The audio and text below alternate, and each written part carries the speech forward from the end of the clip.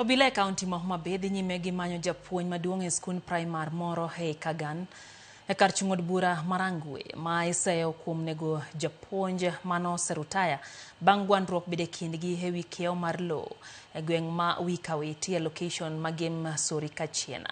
Aka ripota marwa e kaunti ma Homa Bay Ali Abich lero familia mar japuonj mane onegino ywak ni wach laro lowo ne osebedo ka jimbore ma ochuo kelo tho kendo koro yudo ratiro margi. Joseph Owuoth japuonj mano dhi rutaya higa mokalo mane onegi kod japuonj maduong' e skund primar moro e Kagan e ywaruok e wi kiewo mar lowo. Koro wacho ni ywaruok e wach lowo ne ochakore chon kendo japuonj ma koro ne onegi no ne osekata tero wach lowo ne doho. Ywaruok e wach kiewo no ne omedo gedore kendo kane ochopo odiochieng' manyoro to japuonj maduong' meseyo gi tim makocho no ne omonjo Joseph e puodho no kama ne ochadhe gi ojalo moduogo wito ngimane ka min od japuonj no to ne owuok kod hinyruok maricho kendo ngimane sani nitie kinda Kuruga Sumbi e osiptal ma Kisii kama ne oringe kode. It has been for so long and we know about it. To wange kaka osedhi e court ma case baba no se win. About this one, koka no chakore. Of which obedo ga koshare ga kodwa. Koro for now it is done. Koro dwaro mana ni justice otimre ne babwa obed gi the same fate as my father. Of which mama bakia kata they follow the same thing.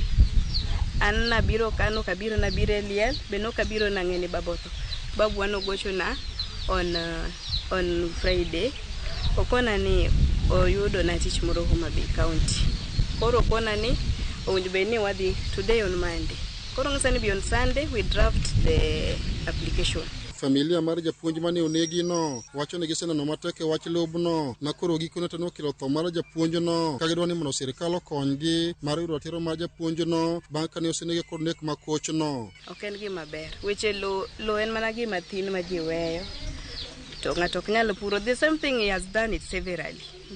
There was a time no puro when I was back in high school wapuro kanyo bando gi mama gokinyi wabiro gokinyi wapuro bando nikech kitambo tuko tunaishi hapa wapuro bando jioni wayudo ko golo bando pidho nia kaka naneno ko goyo omeno ka thuol ma wiye gi no go bongo go koko bedene gi no go girungu te kamora moro go girungu nyaka minode.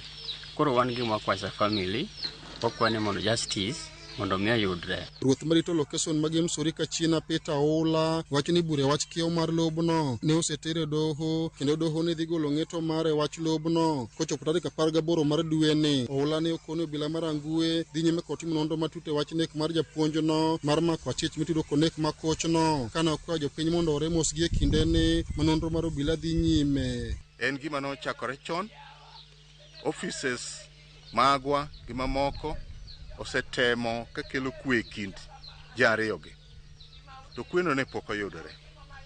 Pat gima duong' madwa na wachi kaka chief en ni sani wach ni ne koro ni e court ma tarik 18 mar dwe ni case ni nonego be decided.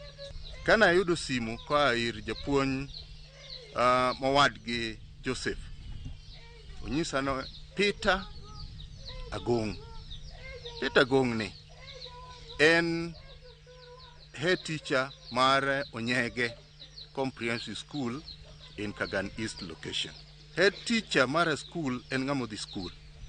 Taparo nitiere yore mathoth minyalo los godo wach. Ali Abich, Ramogi TV, Homa Bay.